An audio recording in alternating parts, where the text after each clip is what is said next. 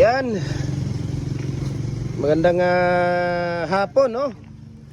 So ito, papakita namin sa inyo ang actual na paggawa ng ating dragon fruit post at pins concrete post natin. Mixing niya, ratio, tips, kung paano namin ginagawa. Okay? So ngayon, ayan. Unang karatilya po yan, no? Ayan, tinatawag namin yan ay karatilya, no? Sa Tagalog, karatilya. Sa English, wheelbarrow. Sa Bisaya, kariton. Ayan. So, tatlong ganyan, no? Tatlong karatilya, 1 bag of cement, and 3 bucket of water, no? Ang mixing natin dyan. Ibig sabihin, ito. Yung bucket na yan, yung water na yan, yung 16 liters. Okay? Kung wala naman kayong karatilya, sako ng simento ang inyong takalan. Sa isang karatilya, 2 sako na simento. So ibig sabihin, 3 karatilya, 6 na sako na buhangin, yung sako na simento, kung yun ang takalan ninyo, di ba? Ayan, so unang karatilya yan, no? Kung wala kayong karatilya, sako ng simento, 6 na sako na buhangin, 1 bag of cement, Portland cement type 1P, no? Kung walang type 1P, type 1, okay din yun, kaso mahal yung type 1. So sa concrete post, sa dragon fruit post, pwede ng type 1P. Okay? So ito yung ginagawa nila kaninang umaga. Okay? Hanggang ngayon. So naka5 bag na po sila. Pang-6 na bag na po nila yan.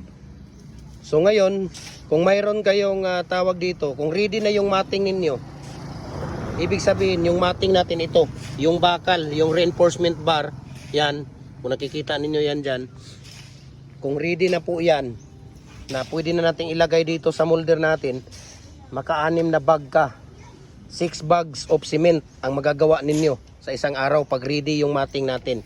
Okay? Pag ready yung matting natin. So ayan, pangalawang wheelbarrow yan. Pangalawang karatilya. Ayan. Okay. So, ang ginagamit natin dito mga idol, na reinforcement bar natin, yung ginagawa nating matting art or yung stirrup natin, 8mm ang ginagawa namin dito, standard 8mm, 1.8 kilos. Okay? Ngayon, bakit mayroon tayong stirrup? Bakit mayroong stirrup na kalitaw yan? No? Sa 7 feet, 6 yan na stirrup. Ayan, 1, 2, 3, 4, 5, 6. Pang-7 yung dito. Hindi na natin pinapalitaw yung pang-7 banda dito. Kasi ito ang ibabaon niya, yung patulis. So, ano ba dapat standard ng ating ibabaon? So dito, mula dito hanggang dito, 1 feet. Kahit 1.5 lang hanggang dyan. Okay? Yan o, mahaba na yan ibabaon ninyo. Kailangan talaga siya, isiminto siya, no? Lagyan ng concrete pouring. Kada butas ng concrete post ninyo. Hindi pwede na hindi niya lalagyan ng ano yan, simento. Ayan, pangatlo na yan. Yan, pangatlo na nila yan. So maglalagay na ngayon yan sila ng simento dyan. Okay? So ito po, no, mga idol. Ang gamit namin dito na bakal, 8mm. Ang gamit namin na pangtali dito, tie wire na number 16. No? Number 16 na tie wire ang ginagamit namin dito. Rest assured na matibay at matigas, no? Malaki ang ating tawag dito, yung ating ginagamit na tie wire. Okay? So nag-aano din tayo, no? Nagko-customize din tayo ng mga RCPC pipe culvert molder. Okay? Yung RCPC pipe culvert molder natin, gumagawa tayo 6 inches hanggang 85 inches po, no? I-message nyo ako para i-share ko sa inyo ang price list at saka shipping details. Okay? Dragon fruit post molder, pins concrete post molder natin. Ayan. Message nyo ako. Decorative natin, muhon, lower blocks for building ventilation, bricks molder natin. Ang dami nating design sa mga bricks molder natin, no? dapat talaga pag kayo ang magbi-business mga idol, no, dapat kumpleto kayo. Mayroon kayong hollow blocks, commercial standard, 4, 5, 6. Mayroon kayong mga decorative, mayroon kayong lober, mohon, mayroon kayong pins concrete post, dragon fruit post, RCPC pipe, yung mga culvert. Dapat kumpleto kayo para one stop shop na lang yung mga customer ninyo, no? Dapat talaga kumpleto ka. Ayan. So, ito po yung tinatawag natin na mating. Ayan, kung nakikita ninyo, ito yung mating na nilalagay natin sa loob. Okay? Tatlo yan. Tatlo yung bakal natin na nilalagay. Pag 7 feet, 7 yan. Ayan o. Yan yung pang-anim. Yung walang ililitaw. Hindi siya mahaba dahil hindi naman siya pwedeng ilitaw kasi yan ang ibabaon. Matulis yan. Ayan o. Matulis. Ayan. 1, 2, 3, 4, 5, 6, 7. 7 istira po yan pagka 7 feet, no? Kaya napakatibay at napakatigas yung ating concrete products. Yun po ang lagi kong sinasabi sa inyo. Kaya kung hanap ninyo mga idol, no, ay pins concrete post na matibay, quality, na kahit na mahulog man siya, matumba, talagang hindi nababasag, hindi napuputol, no? Kung walang iba dyan, walang ibang nagbibinta dito sa Cagayan de Oro, no? Gym Hardware lang po, no? Gym Hardware, okay? I-follow ninyo yung Facebook page natin, Gym Hardware ang Kukulamber ang Concrete Products, Balulang Brands. Gym Hardware ang Kukulamber ang Concrete Products, Kanituan Brands. AAA and F Kukulamber ang ating personal Facebook account, Gym Hardware Kukulamber ang Concrete Products, para updated po kayo sa ating mga video, no? Lahat ng tips, mixing, ratio, lahat ng mga klaseng design ng mga molder natin, we can ship nationwide, walang problema. Kahit sa ang sulok man kayo na muto, kayang abutin ng Live Cup Super Express po, walang problema yan. Kakatukin na lang kayo ng Live Cup. Sir, ate, kuya, nanay, lolo, auntie, nandito na yung molder ninyo, walang problema. Ang Live Cup Super Express as an Docs Cargo ang bahala sa inyo dyan. Okay, so ito, ulitin ko, ang mixing namin dito, 3 karatilya. Kung wala kayong karatilya, ang takalan ninyo, ayan, sako ng simento, 6 na sako na buhangin, 1 bag of cement, 3 to 4 bucket of water. Ang ipapalabas natin sa 6 feet dito, 8 piraso, semi-special po yung ginagawa natin. Okay, yan, kung kitang-kita ninyo yan dyan, semi-special po yung ginagawa natin. Okay, sa 7 feet, ilang piraso ang papalabas? 8. Sa 6 feet, 8 piraso ang papalabas. Sa 7 feet, 7. Sa 8 feet, 6. Okay? Semi-special po yung ginagawa natin. So ngayon, nagtatanong kayo kung anong klaseng simento ang mga ginagawa namin na hinahalo namin. Portland cement po. Portland cement. Kahit walang brand. Basta Portland cement. Type 1 or type 1P. Yun talaga ang maganda. Okay? Mahal kasi ang type 1. Ang mga ginagawa lang namin dito, pag type 1, yung mga bricks namin, hollow blocks, at saka mga decorative mohon. Yan ang mga ginagamitan namin ang type 1. Pero pag mga culvert lang, mga pins concrete post, dragon fruit post, pwede na rin siya sa type 1P. Portland cement type 1P. Pwede na yan. Okay? So ngayon ipapakita ko sa inyo maya-maya, no? Ito 15 to 18 minutes lang, pinakamatagal na yan, pinakamatagal na talaga ang 18 minutes pag tag-init. Kadalasan talaga nasa mga 12 to 15 minutes lang, pwede na nating tanggalin ang molder. Ayan o, tips ko sa inyo, pag wala ng tubig dyan sa ibabaw, ayan, kagaya niyan, pwede na nating hilain, pwede na nating bunutin yung molder. Bakit hindi pa natin hinuhugot ito? Kasi dito sa dulo, tingnan ninyo, ayun o, may tubig pa, kita ninyo yan, diba? So hindi pa natin pwedeng hugutin yan kasi pag binunot natin yan, yung bandan dito, lulubog yun. Lulubog, magi-slide sa doon. Masisira yung ano natin, concrete post natin. Okay? So, hintayin natin dito na mag-ano yan, na magtawag dito, na mawawala yung tubig dyan. Okay? So yun naman din talaga, no? Tingnan natin, kumukuha na si, ayan, unang bucket na nilalagay ni Kuya Dennis. Ayan, naglalagay siya ng bucket dyan. So tingnan natin kung ilang bucket ang may halo niya ngayon kasi tag-init. Okay? So dapat talaga, mayroon din kayo dito. Mayroon kayong tawag dito. Ito ang pinaka-importante. na mayroon kayong parang butas, no? Parang kawali. Ayan. 7 feet around ang ano niya, ang butas niya, 1 feet ang lalim niya. Para diyan kayo magmi-mix. Diyan kayo magtatawag dito. Magmi-mixing ng buhangin, tubig, di ba? Simento para hindi siya basta-basta matatapon, no?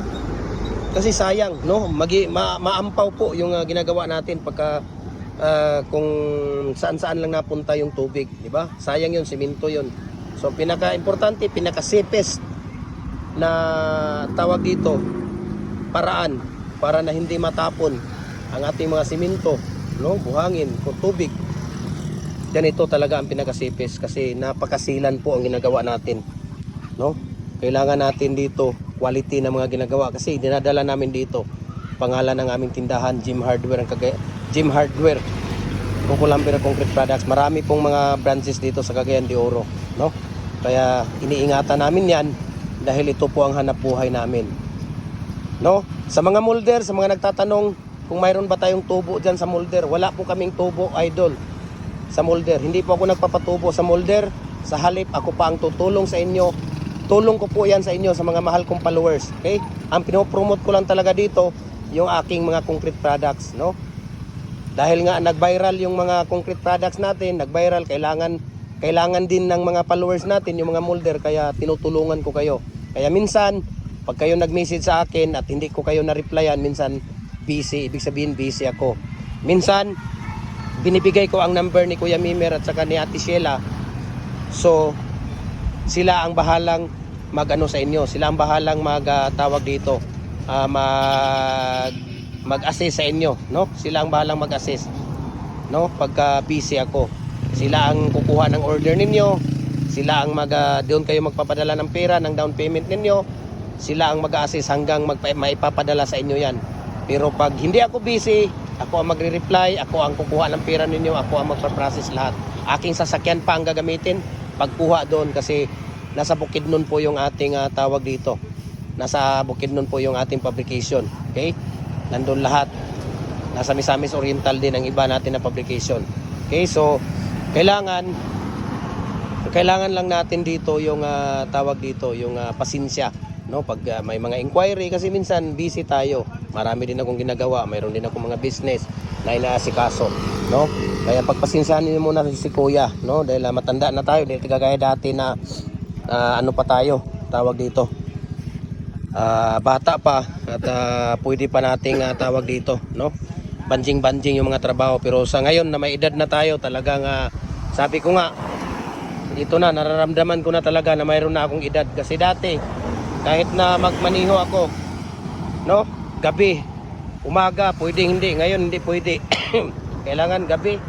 Pagdating ng alas 12, alas 11, kailangan matulog bago ituloy yung biyahe. Ayan. So, tawag dito. Ngayon, sa mga nagtatanong, no, kung kailangan bang tawag dito, mag-order kayo, no? Wala po tayong cash on delivery, mga idol, okay? Wala po tayong cash on delivery. 50% down payment bago natin umpisahan yung order ninyo. Tapos 50% din ipapadala ninyo kung natapos na yung tawag dito, natapos na yung order ninyo. Sa Luzon, mostly sa Luzon, ang shipping fee dyan sa Dragon Fruit Post at saka Pins Concrete Post nasa mga 8,000 po, no? Ang shipping fee dyan sa inyo. Depende sa mga design, depende kung ano mga molder na idadagdag ninyo dyan. But mostly 8,000 po yung ano dyan, yung shipping fee dyan, no? Detachable, mas mataas kasi ang timbang ng detachable, no? Nasa mga 100 kilos plus ya. Dahil ang dami niya mga accessories kaysa doon sa fix. Okay? So, ngayon, papakita namin, ayan, pang ilang timba na yan, ding? Tatlo na? Tatlo? Tatlo, apat? Tatlo? Tatlong timba na po yan nilalagay ni Kuya Dennis dyan. Kanina, naglagay siya ng tawag dito, yung siguro nasa mga 3.5 na timba. No? Tingnan natin mamaya kung magdadagdag sila. Kailangan lang talaga watery. Ayan, naglalagay pa siya ng tubig oh. Yung kita nyo. Diba? Kailangan lang talaga ang mixing dito, watery siya. Okay? Para po ay sinusigurado natin na yung buhangin, tubig at simento ay na-mix siya, nahahalo siya ng husto. Okay? At yun naman talaga ang hinahangad natin, no? Na maganda, maayos, quality ang ating mga concrete products, no? Hindi tayo naghahangad ng hindi magandang klase, no? Kaya sa mga nagtatanong kung bakit ako hindi nagbibigay ng presyo ng mga molders natin dito, bakit hindi tayo nagbibigay ng presyo? Kasi nga minsan ang bakal tumataas, okay? Minsan bumababa. So, minsan tumataas, bumababa ang bakal. So, ipapakita ko sa inyo ngayon, no, ang pagtanggal nila dito. Magtatanggal na kaya dyan dong, di pa? Hindi pa nila tatanggalin yan. Minsan tumataas, bumababa. So, punta tayo doon. Papakita ko sa inyo ang fix natin at saka detachable na molder natin. Mayroon tayong molder kasi dito na ipapadala natin sa Leyte at sa Camarines Sur, no? At sa Cotabato at saka sa Hingoog City. Puntahan natin. Puntahan natin dito sa likod gilid ng store natin. Ayan. Ayan, dito din. Mayroon din tayo ditong tawag dito. Mayroon din tayo ditong ayan, size nga standard, 4 na standard, 3.5 na commercial, 3 nga commercial, single yan. 5 na standard, size na commercial, standard, 4 na standard. So marami tayong mga molder dito. Ayan, kung makikita ninyo, marami tayong molder dyan na mga available na mga bricks molder, no? Wala tayong decorative ngayon at saka tawag dito dahil napaka-busy yung fabrication, napakatagal gawin yung decorative kaya nauubos yung oras nila doon sa decorative. So ang daming order natin. So ngayon, punta tayo dito sa ating fix na tawag dito, fix na excuse me. Ito po yung fix natin na 4x4x8 feet. Ayan. So, kung nakikita ninyo dito, 4 na set po yan. Okay? Yung banda lang dito, yan. Yung nakukuha, nahahagip ng camera. 4 na set po yan. Fix, ibig sabihin, hindi siya mababaklas. Ayan, tinatali ko na yung pang-condemn niya. Ayan, oh. Kasi pipick upin ngayon ng lip cap yan. Itong dalawa, pipick upin. Ang isa nito, dadalhin ng tawag dito, dadalhin ng Leyte. Ang isa naman, dadalhin ng tawag dito, Camarines Sur. Okay? Tapos ang isa dito, ito ang detachable natin. Ayan, oh, nababaklas siya. Ayan, di ba? Nababaklas. Ayan, oh, nababaklas. Ayan, nababaklas. Mga accessories niya. 1, 2, 3, 4. Butas, 4. 2 sets po yan na 4 holes. Yan ang detachable. Okay? Dito sa ilalim. Ayan, tingnan ninyo.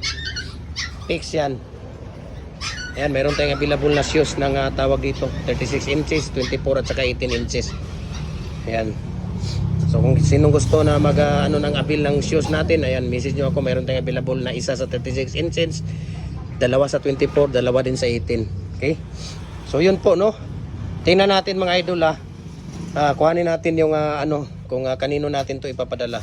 Ayan. So itong dalawang set dito, ito po ang ipapadala natin sa kay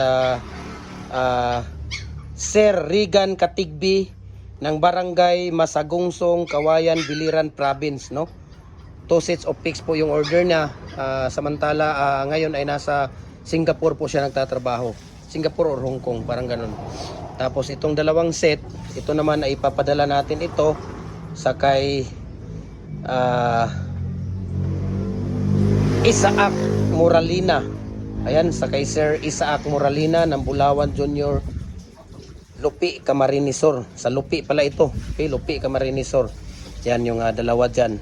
Siya naman, si Kuya Isaac Moralina naman ay nasa, siya ngayon? Nasa United States. Parang Europe yata. Europe or United States. Parang basta nandun siya. So ito namang detachable. Itong detachable, yung nasa ibabaw. Ito ay papadala natin. Kukuhanin pala ito, pipick upin dito ni Kuya Teodoro Rivera ng North Cotabato, no? Pupunta siya dito sa atin. Siya ang kukuha dito ng ng ano, dahil gusto niya siyang pupunta dito para magpapaturo din siya sa mixing dito, no, sa mixing. Tingnan natin dito ano yung pangalan ni ano dito, Teodoro. Ayan pala si Isaac pala yung ano niya.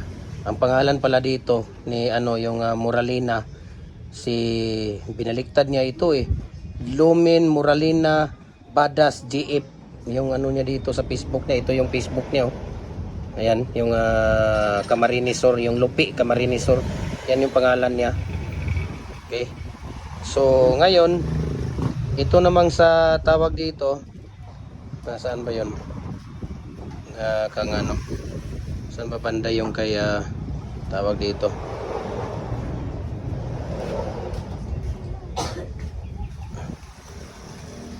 ito namang isa yung nasa ilalim, yan yung nasa ilalim dito, yung nasa pinakailalim, ipapadala natin yan sa kay Mark Lister Digamon ng Hingoog City, no? Hingoog City po ang ano niya, yung address niya ni Mark Lister Digamon. Ayan. So maraming salamat, no? At puntahan natin kasi magbabaklas na sila. Yan yung mating natin. Ilalagay natin sa ilalim. So puntahan natin doon dahil tatanggalin na nila yung molder. Kasi 14 minutes na, no? Tanggalin na natin yung molder natin. Ayun, no, tingnan niyo, napakasimple lang tanggalin. Sige, dong. Kuhanin niyo na, dong. Napakasimple lang, mga idol. Ayan, no? Diba? Message nyo lang ako. Napakasimple po, no? Hanap ninyo ay quality na molder, quality na mga dragon fruit post at pin concrete post. Bili kayo ng quality na mga molder. Ayan, no? Napakaganda po. Ayan, no? Kitang-kita nyo naman, di ba? Napakaganda, no? Kung maganda at quality ang ating molder, of course, ang labas ng ating tawag dito, ang labas ng ating ginagawa ay talagang napakaganda. Dong, ito sayang din talaga ito, dong, oh. Pwede natin tong pag-anuhan, dong, yung ganun, dong, oh. Pag ganun, dong, oh. Ang paglagay, dong. Kasi sayang dito, isang bag din sana to dito, oh. Di ba?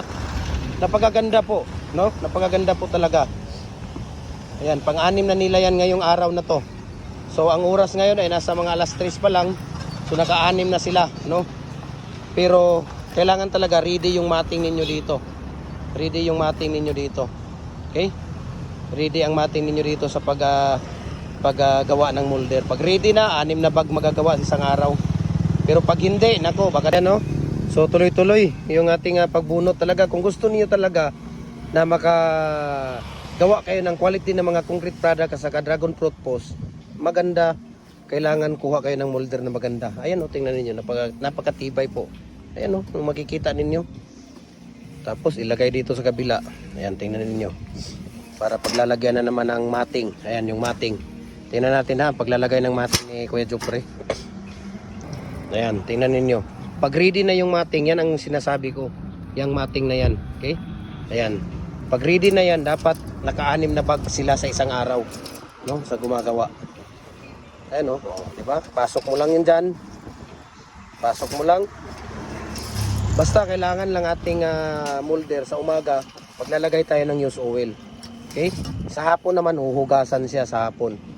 So, ganun lang. Ganun na pagkasimple lang po ang ating ginagawa, no? Maya-maya, hugasan nila ito pagkatapos. Ito, last bag na po nila ito sa gagawin nila ngayong umaga, ngayong araw. Naka-6 na bag na sila dito. Okay? So, last na po nila ito na bag. Matagal kasi ang pagputol, no? Kailangan din kayo, mayroon kayong bar cutter dito. Pag nagbi-business kayo ng concrete post at saka tawag dito yung dragon fruit post, no? Mayroon kayong bar cutter kasi pag gamitan ninyo ng grinder, unang-una ang grinder mahal, ang maintenance ng grinder mahal. Minsan nasira sa sobrang kasi dami nyong puputulin, masira, bili na naman. Pangalawa, kuryente. Pangatlo, yung bala ng grinder, yung cutting disc. Napakamahal po talaga ng cutting disc, mga idol, yung 7 inches. Nasa mga 300, no? Tapos pag nagputol kayo ng ilang piraso lang magagawa niya, 300 na yon. Pagka bar cutter, isang bilihan mo lang. Mahal ang bar cutter, nasa mga depende sa ano, kung Japan, Italy or Asia, depende. Mayroong naglalaro sa 14,000 hanggang 18,000, no? Hanggang 20,000 ang bar cutter. So pwede siyang makaputol ng tawag dito. Pwede siyang pumutol ng 8 mm hanggang 22 mm na kabilya. Yung bar cutter namin na binili parang ganun. Pwede niyang putulin yung hanggang 22 mm, no? Kailangan talaga bar cutter para makatipid tayo, no? Especially dito sa amin dahil napakarami dito ang rival namin dito. So hindi kami pwedeng tataas, no? Hindi kami pwedeng tataas. Kung tataas man kami dahil standard lahat at ang mating na ginagawa namin, tataas lang kami ng 20 siguro, 20 to 30 pesos. Hindi na kami tataas doon dahil masyado nang malayo ang agwat nila sa iba dito na mga nagbibinta. Ayan. So ngayon, tapos na ang paglagay ng mating, lalagyan na ng concrete pouring yan. So maraming salamat po sa inyong lahat sa patuloy ninyong pagsubaybay, paki-comment, paki-share kung nagustuhan natin yung tong video na to, no? Paki-comment kung saang lugar para makita natin at matingnan natin kung saang lugar aabot itong video natin, no? So God bless po sa ating lahat at i-share niyo yung video natin dahil itong video natin ay very informative video. At least makakatulong man tayo sa ating mga kababayan na gustong mag-business, gustong matutong gumawa. Ayan, no? At least nakakatulong tayo in this kind of cyber communication, no? So God bless, mabuhay po tayong lahat. Ayan, tingnan mo muna natin si Kuya Jopre sa unang bucket na maglalagay siya dito. Ayan. Okay. Yan lang po. Okay. So thank you at God bless sa ating lahat. Bye bye.